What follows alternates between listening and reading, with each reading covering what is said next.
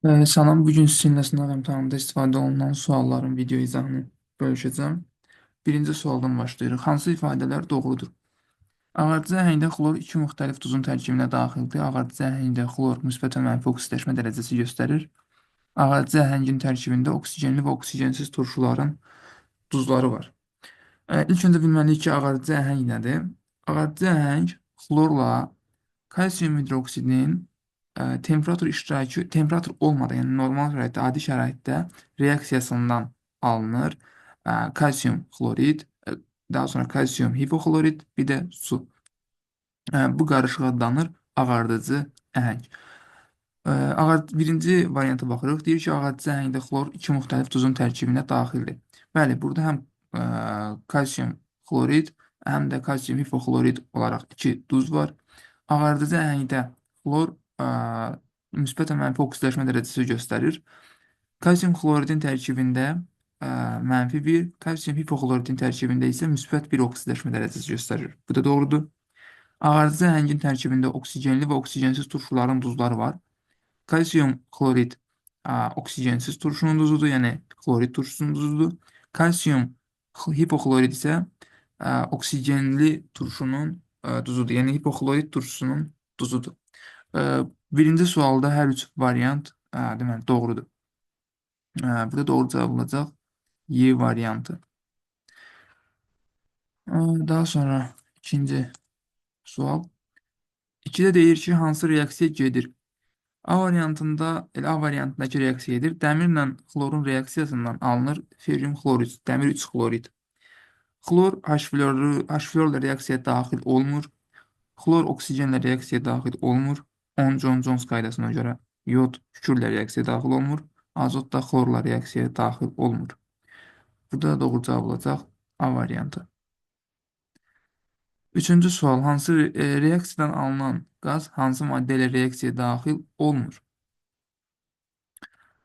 Bizə kalium xloratın reaksiyanın özünü yazaq.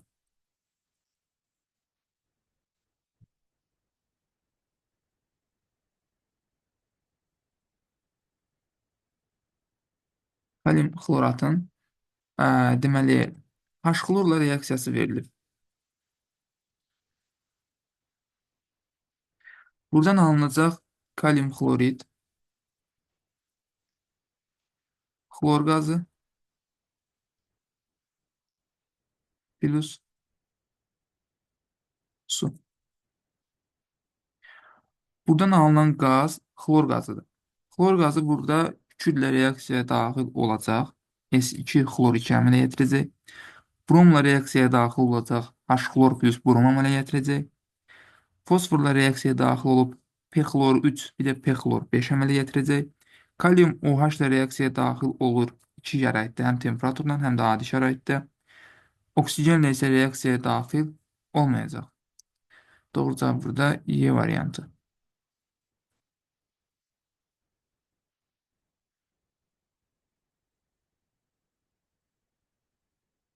Dördüncü sual. Hansı metallar adi şəraitdə su ilə qarşılıqlı təsirdə olur?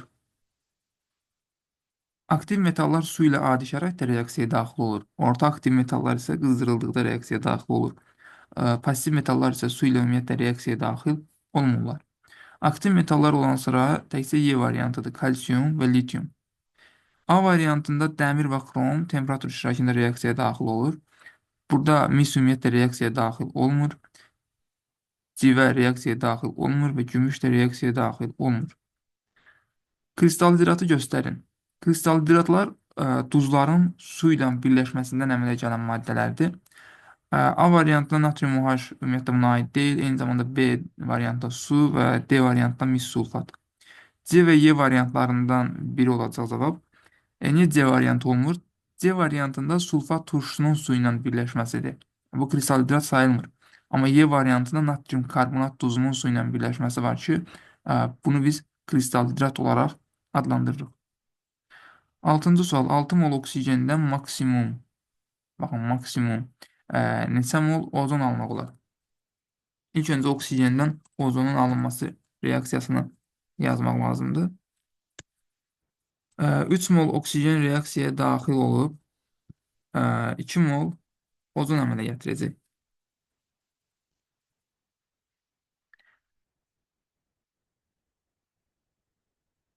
Biz görürük ki, əgər 3 mol oksigen reaksiyaya daxil olduğu zaman 2 mol ozon əmələ gətirirsə, bəs 6 mol oksigen reaksiyaya daxil olub nə qədər ozon əmələ gətirəcək? Buradan x hesablayırıq. 4 mol olmuş olacaq. Bizdən molla istədiyinə görə 4 mol olacaq.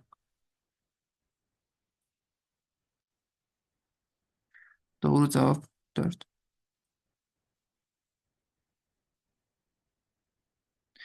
7-ci sual. Hidrogen və oksigen üçün ümumi olmayan nədir? Y variantından başlayıram. Azotla reaksiyaya daxil olurlar. Bəli, hidrogen azotla reaksiyaya daxil olduğu zaman amonyak əmələ gətirir. Oksigen azotla reaksiyaya daxil olduğu zaman endotermik reaksiya nəticəsində NO əmələ gətirəcək. Həm hidrogen, həm də oksigen alkenlərlə reaksiyaya daxil olurlar. Həm hidrogen, həm oksigen dəm qazı ilə reaksiyaya daxil olurlar. Hidrogen və oksigen qələvi metallarla reaksiyada hər ikisi oksidləşdiricidir deyir. Qələvi metallarla reaksiyada hidrogen oksidləşdirici düzdür, oksigen də oksidləşdirici. Çünki məsəl üçün natriumu götürsək, natriumun hidrogenlə reaksiyasında hidrogen sıfırdan -1-ə gedəcək, oksidləşdiricidir.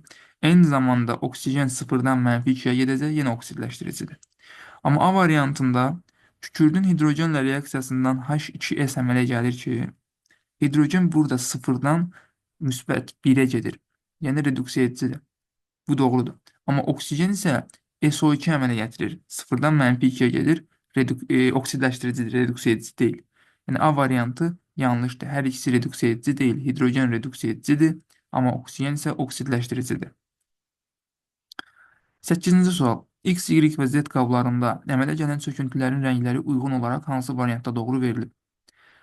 A variantı deməyək, X, Y və Z qabları verilib bizə. X qabında natrium xlorid var, Y qabında natrium bromid var, Z qabında isə natrium yodid var. Və hər 3 qaba gümüş nitrat əlavə olunur. X qabında gümüş nitrat əlavə olunduqda, burada gümüş xlorid çöküntüsü, Y qabında gümüş bromid çöküntüsü, Z qabında isə gümüş yodid çöküntüsü əmələ gələcək. Burada çöküntülərin rənglərini müəyyənləşdirməliyik. Biz bilirik ki, ion mübadilə reaksiyalarından və yaxud da halogenlərin təyini mövzusundan gümüş xlorid ağ rənglidir, gümüş bromid sarımtıl rənglidir, gümüş yodid isə sarı rəngli olmuş olacaq.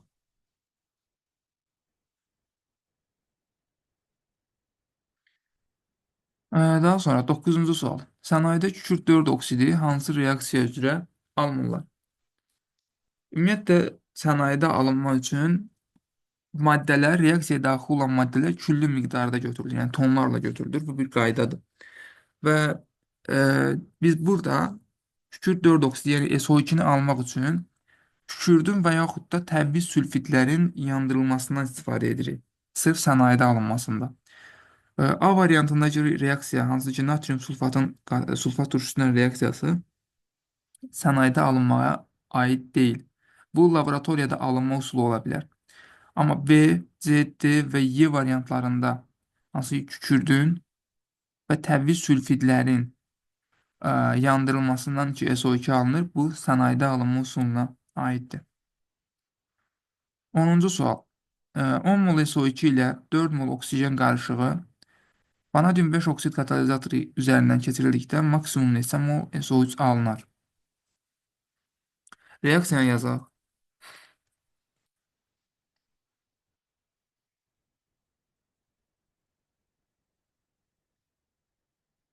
Buradan əmələ gələcək SO3, SO2-nin qabağına da 2 yazmalıyıq. 2. 10 mol bizə SO2 verilib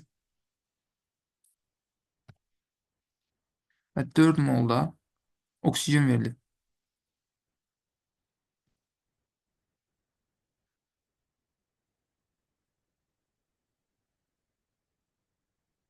Evet, 10 mol SO2 və 4 mol oksigen verilib. Görürük ki, SO2-nin 2 molu 1 mol oksigenlə reaksiyaya daxil olur. Bu zaman SO2-nin 10 molu 5 mol oksigenlə reaksiyaya daxil olmalıdır. Amma bizdə cəmi 4 mol oksigen var. Deməli, oksigen çatmır. Onda oksigeni görə hesablayırıq. Oksigenin 1 molu 2 mol SO2 ilə reaksiyaya daxil olur. Onda 4 mol da 8 molla reaksiyaya daxil olacaq.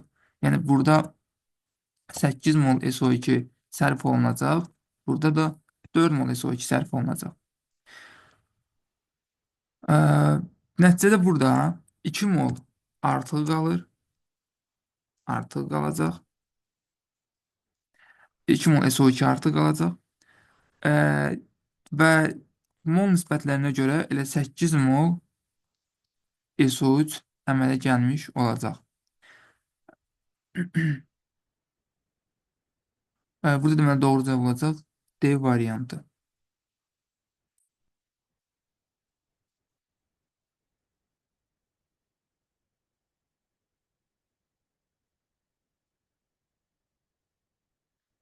11-ci sual. 1 mol sulfat turşusunu tam neytrallaşdırmaq üçün neçə mol kalium hidroksid lazımdır? Reaksiyanı yazıram. H2SO4 plus kalium OH. Baxın, tam neytrallaşma deyirsə, biz burada normal duz əmələ gəlməsi nəzərə almalıyıq. Kaliumun sulfatla olan normal duzu kalium 2 SO4 şəklində yazılır. Plus da buradan su ayrılacaq. Əmsallaşdırma apardığımız zaman kalium H2 turşulu, daha doğrusu bir turşulu əsasdır. Amma sulfat turşusu isə bir əsaslı, üzrlüsən qarışıq oldu. Sulfat turşusu 2 əsaslı turşudur. Kalium OH isə bir turşulu əsasdır. Yəni, bunlar bərabər olmalıdır bir-birinə. Ona görə də kalium OH-ın qabağına 2 yazırıq. Həm turşuluğu, həm də əsaslığı bir-birinə bərabər olmalıdır. 2 molda su ayrılmış olacaqdır. 1 mol sulfat turşusunu tam neytrallaşdırmaq üçün bizə 2 mol kalium hidroksid lazımdır. Doğru cavab C variantı.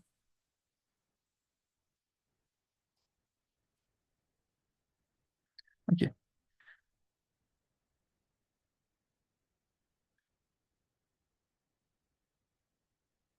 12-ci sual. Hansı reaksiya getmir? Mis qatı sulfat turşusu ilə reaksiyaya daxil olduğu zaman mis sulfat reduksiya məhsulu kimi, mis 2 sulfat daha doğrusu reduksiya məhsulu kimi SO2 bir də su əmələ gələcək. Bu doğrudur. Platin ümumiyyətlə reaksiyaya daxil olmayacaq heç bir turşu ilə. Doğru cavab elə B variantıdır. Gümüş qatı sulfatla reaksiyaya daxil olduğu zaman gümüş 1 sulfat SO2 və su əmələ gəlir. Natriumda həmçinin hidrogen sülfid reduksiya məhsulu əmələ gəlir burada. Dəmir qatı sulfatla SO2-ni əmələ gətirəcək. Burada doğru cavab B variantı. Hansı duzu şora adlandırmaq olar?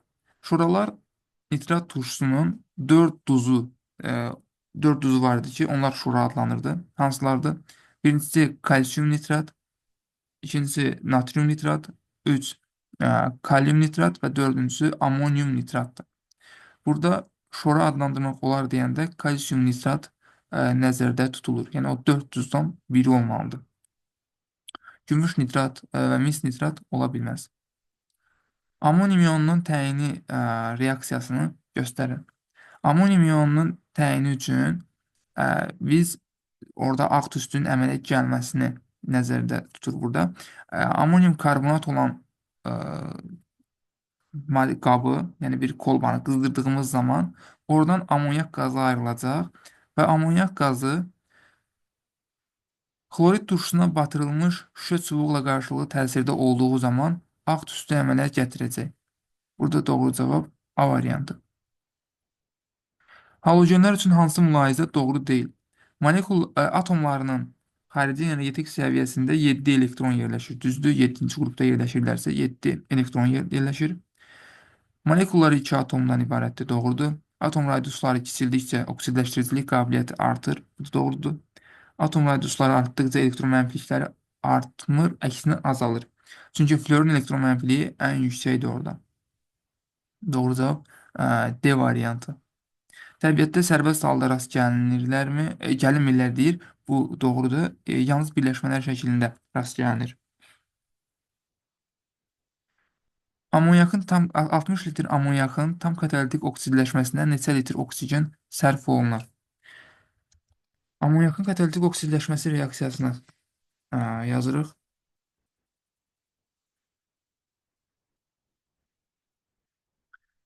Buradan alınacaq amonyakın 2 dənə yanma reaksiyası var. Bir oksigen, daha doğrusu bir katalizator iştirakında, bir katalizator olmadan. Burada tam katalitik deyirsə, demək katalizator götürüləcək və katalizator olduğu zaman bu yanmadan NO qazı əmələ gəlir. Bir də su. Əmsallar da 4, 5, 4, 6 şəklindədir. 60 litr amonyakın katalitik oksidləşməsinə neçə litr oksigen sərf olunur? Baxıram ki, reaksiyadan 4 moluna 4 həcm, 4 mol deməyə 4 həcm deyək. 4 həcm amonyaka 5 həcm oksigen sərf olunursa katalitik oksidləşməsinə 60 litr amonyak üçün neçə həcm sərf olunacaq? X. Buradan da X tapıram. Deməli 75 eləməlidir səhv bilmirəmsə 75 olmuş olacaq. Doğru cavab 75 litr. Litr verdiyi zaman biz molla hesablaya bilərik, amma litr verdiyi zaman kütlələrlə getmək yəni yanlış nəticələr verəcək.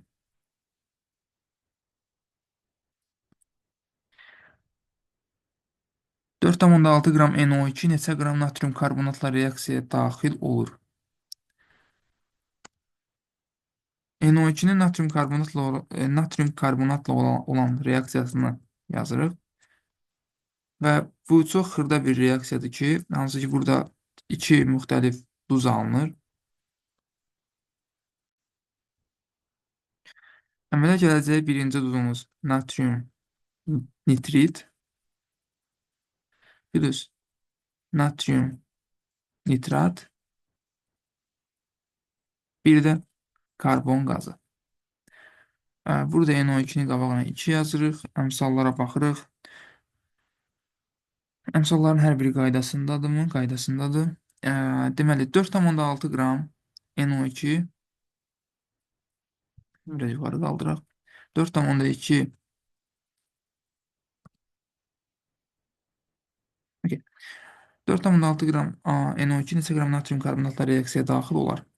Yazırıq 4,6 qram NO2 neçə qram natrium karbonatla reaksiyaya daxil olar? X qram. Bilmirik. Amma reaksiyaya baxdığımız zaman görürük ki, 2 mol NO2, yəni 92 qram NO2 106 qram natrium karbonatla reaksiyaya daxil olur. Buradan X-i tapırıq. X bərabərdir. Deməli, burada 20-yə bölmə varsa, orada da 20-yə bölmə olmalıdır.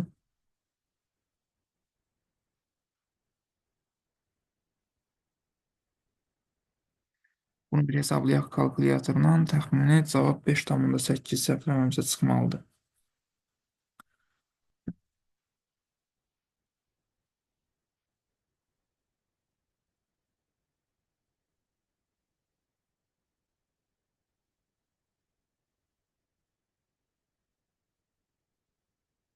Okay. Doğru cavab burada 5,3 olacaq.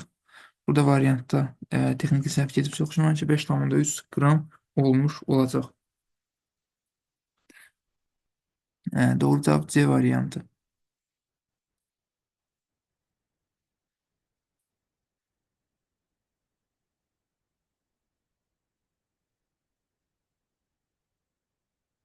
Daha sonra 18-ci sual. 18-ci sualda deyilir ki, 2 mol nitrat turşusunun tam termiki parçalanmasından neçə litr oksigen əmələ gələr? Nitrat turşusunun termiki parçalanması reaksiyasından yazırıq. Əmələ gələcək buradan NO2 oksigen və su. 2 mol bunu əmsallaşdırdığımız zaman bura 4 yaza bilərik. Əmsallaşdıraq bunu hələ. Buraya 2 yazaq. Azotun qabağına da 4 yazaq. 4 hidrogen, 4 azot, 12 oksigen, 4 hidrojen. Düzdür. 4 mol nitrat turşusu termiki parçalandığı zaman bizdə 1 mol oksigen əmələ gəlir. Bəs məsələnin şərtində verilən 2 mol nitrat turşusu parçalandığı zaman nə qədər oksigen qazı əmələ gələcək? X. Buradan X bərabər olacaq 0,5 mol.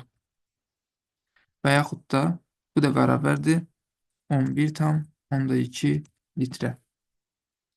Doğru cavab C variantı.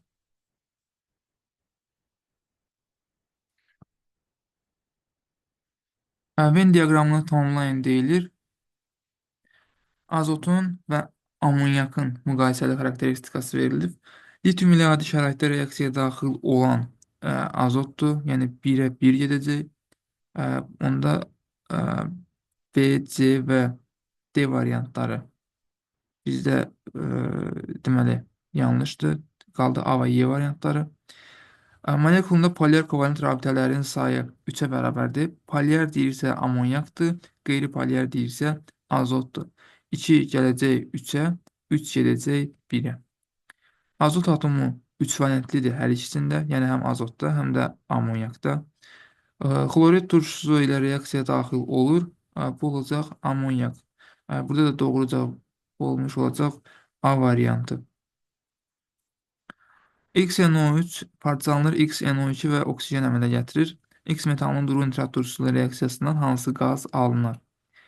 Nitratların parçalanmasında, daha doğrusu burada verilən nitratın parçalanmasından X metalı əmələ gəlirsə, deməli bu pasiv metaldır. Orada da 2 metalımız vardı bizim, gümüş və civənin nitratları, gümüş nitrat və civə nitrat parçalandığı zaman uyğun olaraq civəni və gümüşü əmələ gətirirdi. Pasiv metalların duru nitratla reaksiyasından reduksiya məhsulu kimi deməli NO qazı alınmış olacaq. Amma qatı ilə reaksiyasından isə NO2 qazı alınır. Hansı fikirlər yanlışdır? Ağ fosfor, qırmızı fosfor və qara fosfor verilib. Okay. Sarımsaq iyilidir ağ fosfor, bu düzdür. Qırmızı fosfor kəskin iyilidir, yox, iysizdir. İyi olan təkcə ağ fosfordur. Yəni 2 yanlışdır burada. 2-ni götürürük. Zəhərli deyil, xeyr, zəhərlidir. Zəhərlidirmi? Yox. Qırmızı fosfor və qara fosfor zəhərsizdir. Qaranlıqda işıq saçır. Doğrudur, qaranlıqda işıq saçmır. Bu da doğrudur. Qaranlıqda işıq saçır. Yanlışdır. Qara fosfor qaranlıqda işıq saçmır. 2, 4, 5, 9 olan variant D variantı. 2 mol amonyum nitratın tam termiki parçalanmasından neçə litr diazot monoksid ayrılar? Birinci amonyum nitratın termiki parçalanması reaksiyasını yazaq. Burada ox işarəsinin üzərində katalizator və yaxud da temperatur işarəsi qoyulmalıdır, amma mən texniki cəhətdən onu yaza bilmirəm. Onları siz nəzərə ala bilərsiniz. Buradan su əmələ gələcək. Əmsallaşdırdığımız zaman bura bir 2 yazırıq.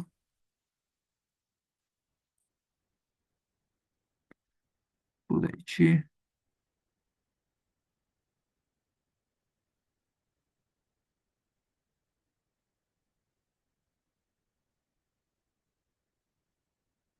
Oksigenlərin sayı 3. Burada da 3 idi. Buraya 2 ehtiyac yoxdur.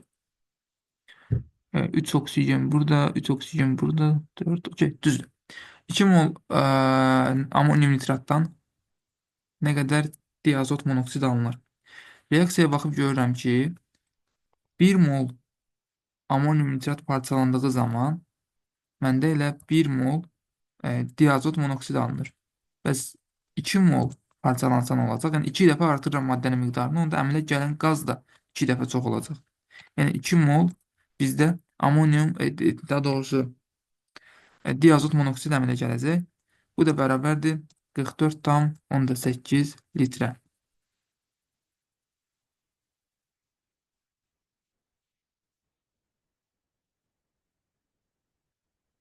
23-cü sual. 2 mol xlorid turşusunun artıq miqdarda götürülmüş manqan 4 oksid ilə qarşılıqlı təsirindən neçə litr xlor alınır? Yenə də reaksiyanı yazaq. Manqan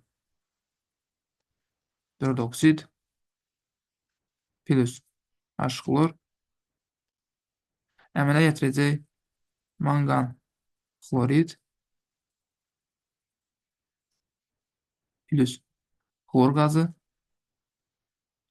plus hidrogen. Xlorun alınması reaksiyasıdır bu. Əmsallaşdırsaq,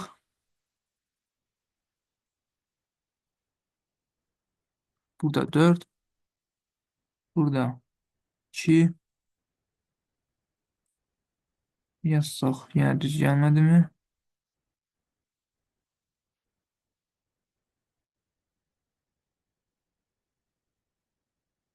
Okey, düzdür.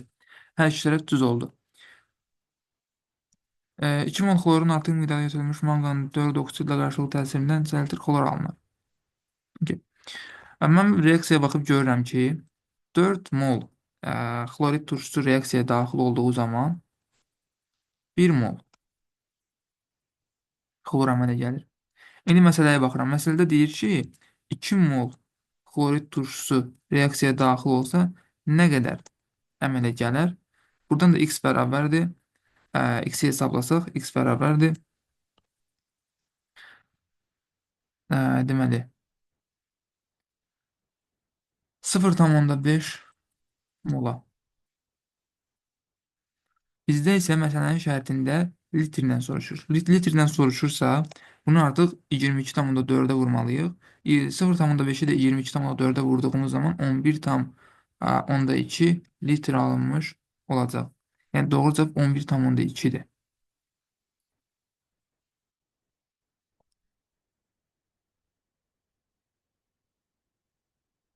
M-i hesablayın. Deməli, maddə verib kütləsi. H-bromun xlorla reaksiyasını yazıram. H-brom plus xlor. Buradan əmələ gələcək H xlor plus brom 2. Əmsallaşdırma varsaq, buraya 2, burada 2 yazırıq.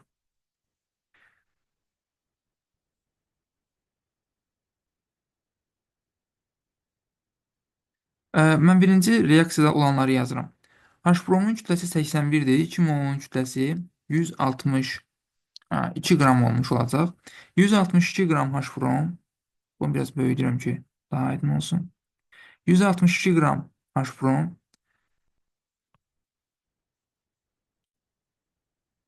71 qram xlorla reaksiyaya daxil olur. Okay. 71 qram xlorla reaksiyaya daxil olur. Məsələnin şərtində verilib ki, M qram brom, daha doğrusu xlor, dəqiq yerlərini səhv saydıq. M plus 20, burada da yazırıq. M qram. Okay. 162 qram H-brom həmişə 71 qram xlorla reaksiyaya daxil olur. Amma məsələdə deyilir ki, xlorun kütləsi M-dir və bu M qram xlor M plus 20 qram H-bromla reaksiyaya daxil olur. Mən buradan kütlə fərqinə görə hesablayıram. H-bromun kütləsi xlorun kütləsindən 20 qram çoxdur. Və biz burada M-i tapmalıyıq. Yaxşı. Gəlin belə yazaq. Yəni, ən yuxarıdakı reaksiya ilə. 71-dən 162-yə kimi olan fərq nəyə bərabərdir? Birinci bunu hesablayaq. Səhv eləmirəmsə, burada 9 çıxır. 191. 162-də 162-dən 71 çıxaq. 91 alınmalı, səhv eləmirəmsə. 91 qram. 91 qram fərq alındığı zaman, baxın, 91 qram kütlə fərqi alındığı zaman xlorun 71 qramı reaksiyaya daxil olur. Bəs 20 qram, bir dəqiqə buradan davam edək.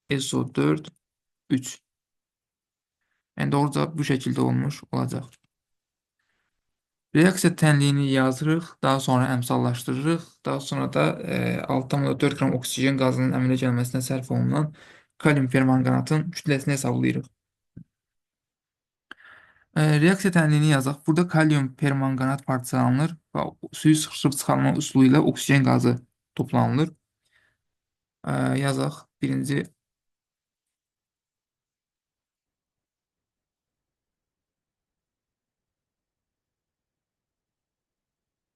kalium manqan deməli O4 parçalanır, əmələ gətirir kalium permanqanat. Daha doğrusu kalium manqanat. Daha sonra əmələ gələcək manqan 4 oksid. Daha sonra əmələ gələcək oksigen qazı. Bu reaksiyanı yazdıqdan sonra ikinci halda onu əmsallaşdırmaq lazımdır. Burada temperaturu da qeyd eləmək mütləqdir, yəni onu deyim. Temperatursuz bu yanlış götürülür. Əmsallaşdırdığımız zaman kalium permanqanatın qabağına 2 yazırıq. Manqanların sayı düzdür. Oksigenlərin sayı da düzdür. Kaliumların sayı da düzdür. Əmsalları yazdıq. Üçüncü halda isə hesablama aparırıq və hesablamanı da əmsallaşdırdığımız reaksiyanın üzərində aparacağıq. 6,4 qram oksigen qazı alınan zaman nə qədər kalium permanqanatın parçalandığını hesablayın. Gəlin bunu belə yazaq. Nə qədər yox da neçə qram yazaq. Çünki nə qədər bilmirik. Burada molla yazılır, yoxsa litrlə yazılır. Neçə qram yazıram. Dəqiq olsun sualımız. Neçə qram kalium permanqanatın parçalandığını hesablayın. Mən görürəm ki, kalium permanqanatın kütləsini birinci hesablamaq lazımdır. Birinci nisbi molekul kütləsini hesablayaq. 39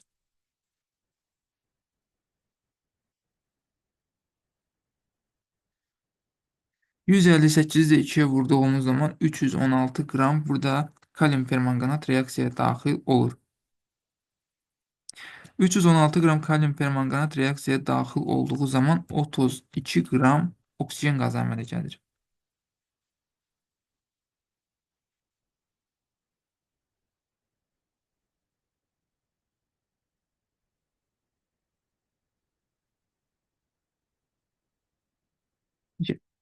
Əmələ gəlir. Bəs biz burada hesablamalıyıq ki, x qram kalium permanqanat əmələ gələndə məsələnin şərtində verilən 6,4 qram oksigen qazı ayrılır. Yəni 6,4 qram oksigen qazı ayrılanda nə qədər kalium permanqanat sərf olunmalıdır? Tənasüblə hesablayırıq, çarpaz şəkildə yazırıq. Buradan x bərabərdir 63,2 qram olmuş olacaq. Doğru cavab burada 63,2.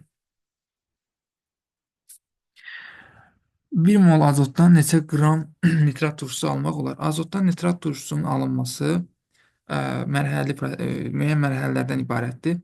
Birinci olaraq, bunu geniş yazaq. Gəlin, bunu təzə səhifədən yazaq. Deməli, ilk olaraq azotu yandırırıq. Azotu yandırdığımız zaman bu endotermik reaksiyada əmələ gələcək 2 mol NO. Daha sonra NO-nu yenidən yandırırıq. Əmələ gələcək NO2. NO2-ni NO2-ni su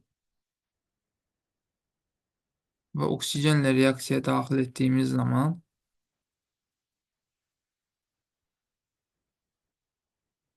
əmələ gəlir HNO3, yəni nitrat turşusu. Burada əmsallaşdırma aparsaq, buraya 2 yazacağıq. Burada da NO-nun qabağına 2 yazırıq. Nitrat turşusunda burada səhv verməmsə 4 olmalıydı. Suyun qabağına 2 yazırıq. Burada da 4 yazırıq. İndi düz olmalıdır, düzdür. 1 mol azotdan neçə qram nitrat turşusu almaq olar? Baxıram ki, 1 mol azotdan, ümumiyyətlə mən azotdan birinci NO-nu alıram. Daha sonra NO-dan NO2 alıb, ən sonunda NO2-ni su oksigenlə reaksiyaya salıb nitrat turşusunu alıram. Yəni, ardıcıl gedir proses. 1 mol azotdan mən 2 mol NO alıram. Həmin aldığım 2 mol NO-dan 2 mol NO2 alıram. İndi mən hesablamalıyam ki, 2 mol NO2-dən nə qədər nitrat turşusu alıram. Baxıram ki, reaksiyaya 4 mol baxıram 4 mol NO2-dən mən 4 mol nitrat turşusu alıram. Onda 2 molundan da elə 2 mol nitrat turşusu almış olacam. Nitrat turşusunun 1 molunun kütləsini hesablayıram. Təxmini 63 alınmalıdır. Bir dənə hesablayaq dəqiq. 63. 63-ü də 2-yə vurdu. 1 molunun kütləsi, yəni nisbi molekul kütləsi 63-dür. Onu da 2-yə vurduğumuz zaman alınacaq 126 qram. Burada da doğru cavab olacaq 126 qram. Belə, sualların izahı bu qədər.